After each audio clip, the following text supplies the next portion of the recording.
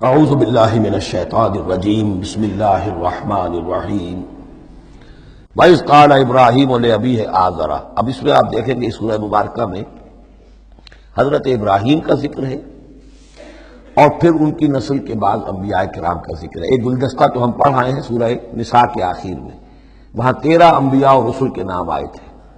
یہاں اس سے ذرا بڑا گلدستہ آئے گا، یہاں پہ 17 انبیاء اور رسل کے نام آئیں گے۔ پھر حضرت ابراہیم علیہ السلام کا ذکر یہاں آیا ہے، اور جو جن رسولوں کی قوموں پر ہلاکت کے بارے میں قرآن میں صراحت کے ساتھ مذکور ہے، ان 6 کا ذکر جو ہے سورہ اعراف میں آئے گا۔ حضرت ابراہیم علیہ السلام کی قوم کا کیا حشر ہوا، یہ صراحت کے ساتھ قرآن میں مذکور نہیں ہے۔ جو قوم نوح کے ساتھ، ہود کے ساتھ، قوم صالح کے ساتھ، قوم شعیب کے ساتھ ہوا، تو حضرت ابراہیم علیہ السلام کے معاملے کو علیحدہ نکال لیا ہے، وہ سورہ انعام میں، اور باقی جو ہے نوح، ہود، صالح اور شعیب، لوط اور موسیٰ، ان کا ذکر جو ہے وہ آپ کو ملے گا سورہ اعراف میں، اس لیے کہ ان کا معاملہ ایام اللہ کا ہے۔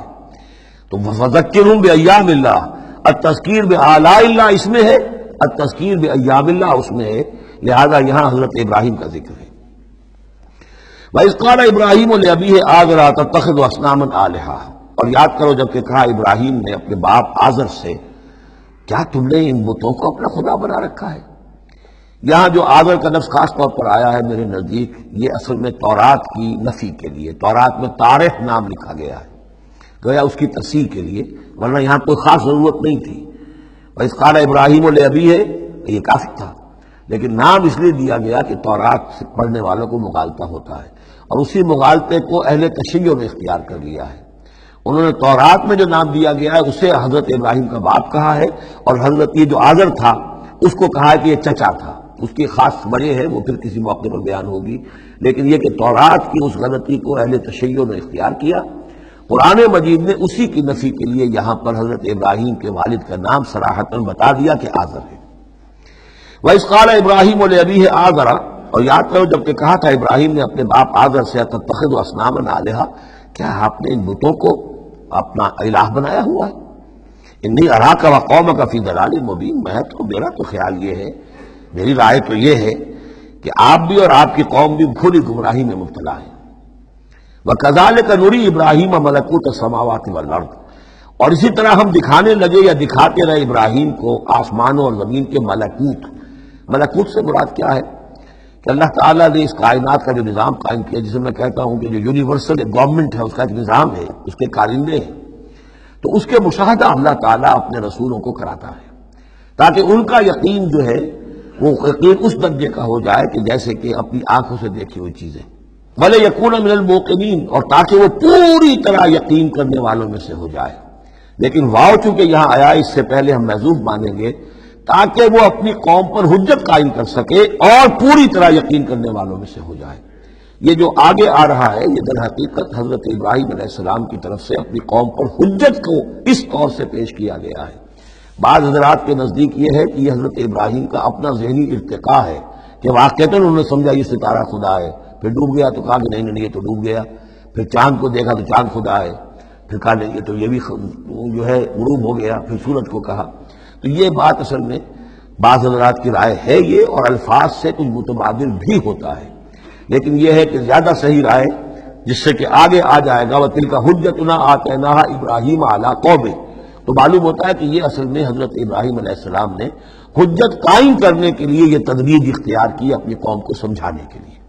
اور حضرت ابراہیم علیہ السلام اللہ کے نبی تھے، اور نبی کوئی بھی زندگی کے کسی بھی مرحلے پر مشرک نہیں ہوتا، اس کی شریعت، اس کی سرشت اتنی خالص ہوتی ہے۔ صدیقین مشرک نہیں ہوتے، نبی تو ان سے بھی اونچے درجے کے ہیں۔ حضرت ابو بکر نے کبھی شرک نہیں کیا، حضرت عثمان نے کبھی شرک نہیں کیا، جو صدیقین ہیں صحابہ میں سے۔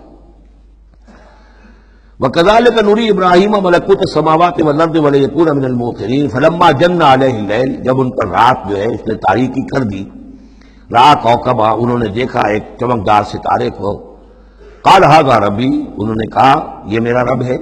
یہ گویا کہ کہنے کیا، ہاں یہ میرا رب ہے۔ اب یہ سوالیہ انداز بھی ہو سکتا ہے، پھر سائن آف ایکسکلیمیشن ہو سکتا ہے کہ لوگوں کو کہنے کے لیے کہ یہ رب ہے، یہ انٹروگیشن کا بھی ہو سکتا ہے۔ ھذا ربی، فلما افل قال لا احب الافلین، جب وہ ڈوب گیا تو کہا بھئی یہ ڈوب جانے والی شے تو پھر میں تو پسند نہیں کر سکتا کہ میں اس کو اپنا خدا مان لوں۔ یہ قوم جو تھی ستارہ پرست بھی تھی، بت پرست بھی تھی، ستارہ پرست بھی تھی، اور نمبر 3 شاہ پرست بھی تھی۔ تینوں قسم کے شرک اس قوم میں موجود تھے کہ جس میں حضرت ابراہیم بھیجے گئے۔ یہ بیبیلونیا یا عراق، آج کا عراق، سابق بیبیلونیا، اس کا ایک شہر اس شہر کے بھی اب کھنڈرات نکل آئے ہیں، کھدائیاں ہو چکی ہیں۔ شہر میں پیدا ہوئے ہیں، پھر وہاں سے ہجرت کر کے فلسطین گئے ہیں، اور پھر حضرت اسماعیل کو آباد کیا ہے حجاز میں، اور اپنے بیٹے حضرت اسحاق کو آباد کیا ہے فلسطین میں۔ تو یہ ان کے ذہن میں رکھیے۔ اور اس وقت عراق میں یہ شرک جو ہے گھٹا ٹوپ اندھیرے تھے، کیونکہ یہاں بت پرستی بھی تھی، ستارہ پرستی بھی تھی، اور تیسرے یہ کہ بادشاہ بھی نمرود جو تھا وہ یہ کہتا تھا کہ میں خدا ہوں۔ اس کا مکالمہ جو ہے جو اس نے کیا تھا محاجہ حضرت ابراہیم سے، وہ سورہ بقرہ میں ہم پڑھ چکے ہیں۔ انا احیی و امید، میں بھی یہ اختیار رکھتا ہوں، جس کو چاہوں زندہ رکھوں، جس کو چاہوں مار دوں۔ فلما رأى القمر بازغا، جب انہوں نے دیکھا چاند چمکتا ہوا، قال ھذا ربی، کہا ہاں یہ معلوم ہوتا ہے کہ یہ ہے رب۔ فلما افل قال لئن لم يهدنی ربی، جب وہ بھی ڈوب گیا، غائب ہو گیا، تو انہوں نے کہا کہ اگر میرے رب نے مجھے ہدایت نہ دی تو پھر میں تو قوم ضالین میں سے ہو جاؤں گا۔ گویا کہ ابھی یہ الفاظ ہیں کہ جن سے اشارہ ہوتا ہے کہ شاید ابھی ان کا اپنا ذہنی اور فکری ارتقاء ہو رہا ہے۔ میں نے کہا تھا کہ الفاظ سے متبادر ہوتا ہے، لیکن یہ کہ ان دونوں چیزوں کو، دونوں سائڈز کو ناپ تول کر جو رائے بنتی ہے وہ دوسری ہے۔ فلما رأى الشمس بازغة، جب دیکھا سورج بہت چمکدار، قال ھذا ربی ھذا اکبر، تو فرمایا ہاں یہ ہے رب، یہ سب سے بڑا ہے۔ فلما افلت، جب وہ بھی ڈوب گیا، قال یا قوم انی بریء مما تشرکون، انہوں نے کہا اے میری قوم کے لوگوں، میں تو بری ہوں، اعلان برات کرتا ہوں ان سب سے جنہیں تم شریک ٹھہرا رہے ہو۔